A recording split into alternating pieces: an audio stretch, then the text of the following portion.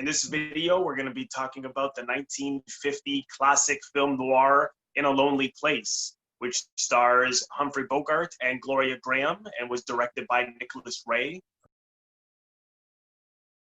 We're Coffee with Aliens at the Movies, a film education and film review channel. My name is Robert Bellissimo. I'm an actor and acting teacher. I'm Steve Chambers. I'm a writer and actor.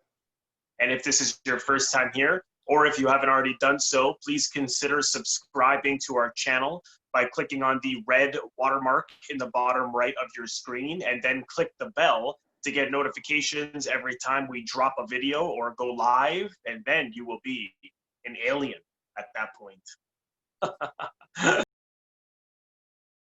It's a really emotional film, and I think at its core, it's about this love story that falls apart, that just can't go back over the circumstances. And it's also about how whatever community or industry or world you live in, how people want you to conform.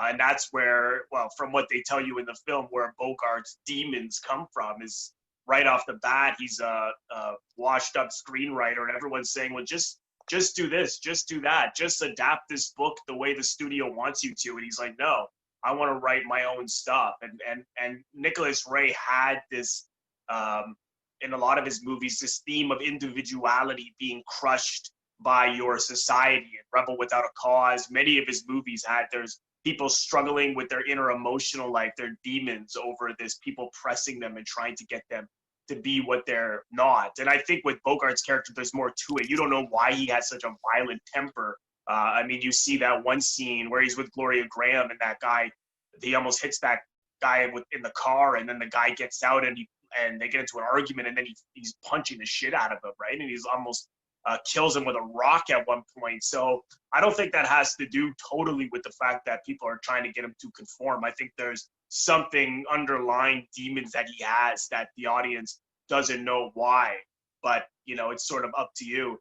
So you can't help but find him appealing, even though he's a rough guy. But at the same time, you then start to think that he did kill this woman, and it is more so from Gloria Grahame's point of view at that when that really switches, because she really starts to think he did. Every indication that it was possibly him. He was with her right before he was killed. He has this violent temper. He has a history of violence. She saw him nearly kill a guy with a rock. And then you get worried for her. I mean, there are certain moments where at one point she's packing to get away from him, and without telling him, because she's afraid of him, she's packing her bags and she's going to run out, and he comes in, and then you're like, oh shit, get away from this guy. So it's interesting how that flips, how you're with this guy in the beginning and then later on you're not. So you don't really know where you sit with him because of the way he behaves. But it's just a wonderful film with great performances from Bogart. Apparently someone, I forget who said this was the closest to Bogart's actual personality, because he did have that kind of a temper as well. And Gloria Grahame was a really good actor. She was extremely versatile. But when she eventually breaks down over the fact that to Bogart's agent that this guy must have killed her because I'm scared of him, he's crazy, was really raw, was really real. I love it. It's probably one of my favorite noirs. Do you think that we are discussing post-traumatic stress disorder from a war veteran? Because while never overtly referenced in the film, they never talk about, oh, this guy's going mad, PTSD, war. But there are, look, I would argue that Nick Ray doesn't do a lot by accident, and there's at least 3 to 4, maybe even 5 thin, quick references to Bogart's character Dick Steele being in the Army. They do bring this up a few times. Oh, he knew him. That was his commanding officer overseas. Right. He's never written a hit like this since after the war. He was better before the war. But they don't attach it to his temper. I just wonder if the rage, because it is so it's like psycho killer borderline, I have trouble believing that's just, it's because he's an angry writer. Yeah, I think there's definitely more to it. I think that's a good point. I think the audience doesn't know exactly what it is, but I think it probably hints to something to do with the war. And you see the police officer is friendly with him and doesn't really think it's him just because of his being a veteran with him, where the other cop does, because he has no history with him. And you could totally understand why the cop would think that way. I mean, he wasn't emotional about the fact that this woman was killed. He was making jokes about it. It is unusual, right? Like, he wasn't shocked. Like, could you imagine being with someone this afternoon and then finding out tonight that they got killed right after seeing you? And like, how anyone wouldn't be like, whoa.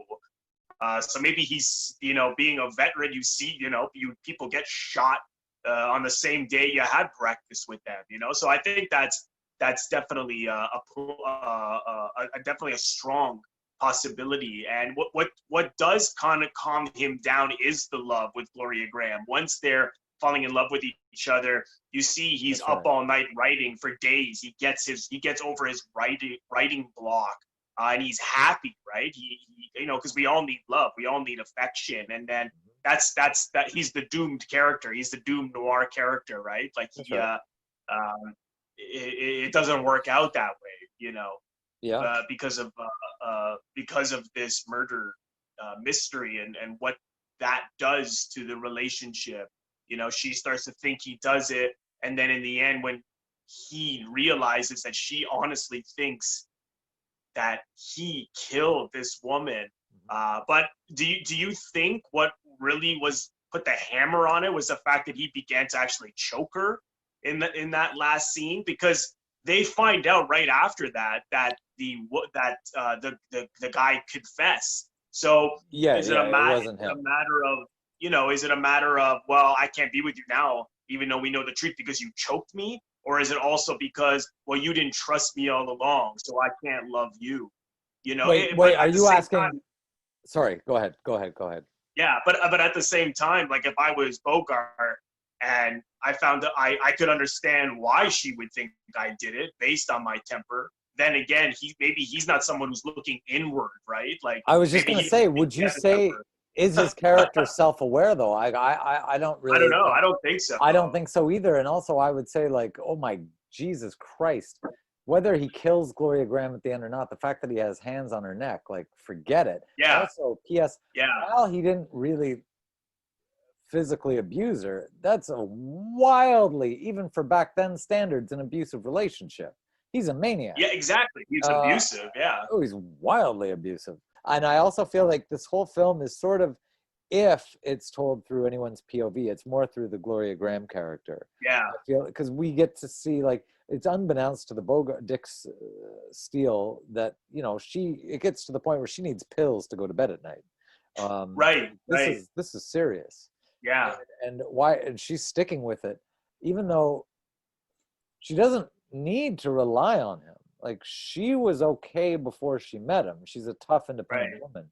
So it is interesting, like, why she sticks with him. I mean, maybe it's just because she saw herself fulfilling a role in his life that it made him so productive. Like you say, for a while he was writing and he was so happy. Yeah. He just didn't want to burst his bubble. She was afraid. She's also afraid. She's totally afraid. Yeah. I forgot. Yeah. Well, at that point, everything was fine. It wasn't until after she sees him beat up the guy, that's when she's like, whoa, okay. She's too afraid to leave him, because she thinks, and that comes right out of a domestic abuse, right? Like, he'll kill me, I can't go. Well, exactly. It isn't cut and dry, and neither. I mean, that's partially what makes this a film noir. It isn't easy to root for anyone, and it isn't packaged tightly, and it does end on a, where do you go from here? Where does she go? What does he do? Yeah. Sort of like a bummer of an ending. You don't know if it's clear cut, you choked me, so we're done, or is it also from his POV, well, you thought I did it, and the fact that you thought I killed this woman, that means we're done. I think it could be both. It's like anything else. When you break up with someone, you have your side of the story, they have their side of the story. And it's, she says, like with the line that he came up with. We loved each other for a few weeks, right? And that was it. It was like the love could only go that far, right? And I think a lot of relationships are like that. Oh, absolutely. If Bogart's character was self-aware, I think at the end he is. Do you know what I mean? So it isn't. I don't know. Like you say, you got me to Yeah, thinking when they split up, they might each have their version of what happened. But I don't think his version would be like, "Ah, she didn't trust me." yeah, no, I that's think yeah, he'd finally like. Wow. If I hadn't seen it yeah, before, or I refused to see it before, I see it now. Like yeah, I yeah. I He am does look terrible. quite disturbed at the Yeah. end. It was on the Criterion. It was on the Criterion channel a couple of times. It kind Yeah, of it's comes not and now. goes. The best place, your best bet is really to get the physical copy. I don't own this. This is from the library, the Criterion, but it's got wonderful special features. Documentary on Gloria Grahame. Curtis Hanson does a talk Yeah. about this movie, and he goes to some of the locations they shot it. There's a Hmm. documentary on Nicholas Ray, so it's really, really great. And there is also this wonderful essay from Imogen Sarah Smith, uh, which is really, really well done. I love these essays that their Same here. contributors do, these booklets Hmm. inside the DVDs or the Blu-rays. Well, thank you so much for watching, everyone. Again, if this is your first time here, or if you haven't already done so, please consider subscribing to our channel by clicking on the Coffee with Aliens at the Movies logo to my top right here. Click on that and then click on the bell to get notifications every time we drop a video or go live. And then you will be an alien, and only then. Thanks again. We'll see you next time.